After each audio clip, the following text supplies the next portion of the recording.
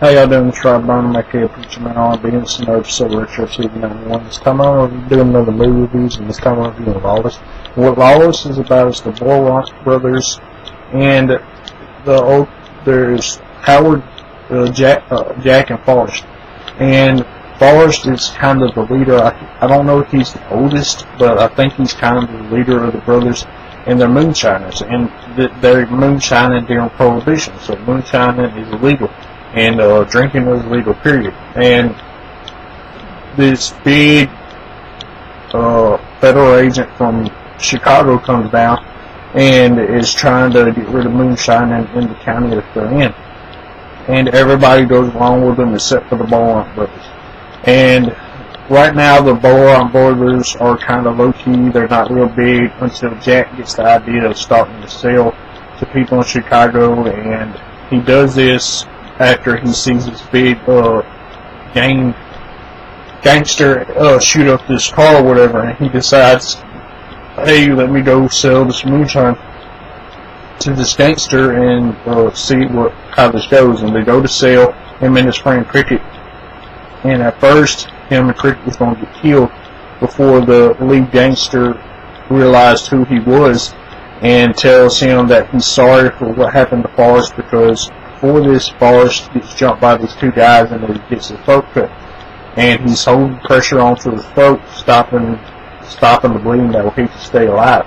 And his girlfriend at the time picks him up and takes him to the hospital, but the legend is that Forrest's Beaumont is immortal, and that he walked to the hospital holding on to the wound, and he believes this as well. And he doesn't find out that this isn't what happens until his girlfriend tells him that she's not going to do this again. She's not going to carry his half-dead butt to the hospital again. And then he finds out that she was raped while this is happening, while he's on the ground bleeding. And then after this, what else happens in the movie is the guy from Chicago, he blows up their steel that they're producing moonshine, and he takes Cricket out and he murders Cricket. And at the end of the movie, Jack goes after this guy, and there's a roadblock at the end of the county where nobody can get in or nobody can get out. And this big shootout ensues, and Jack gets shot.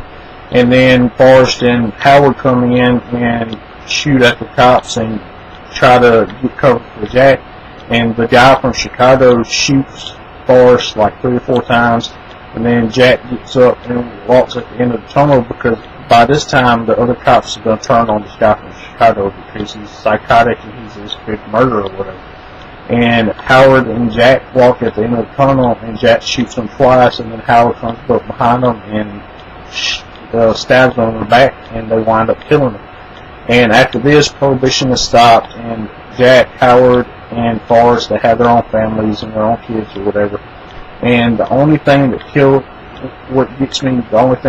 Forrest is pneumonia, because he's out back walking, getting some air, and he falls into the pond and he gets sick.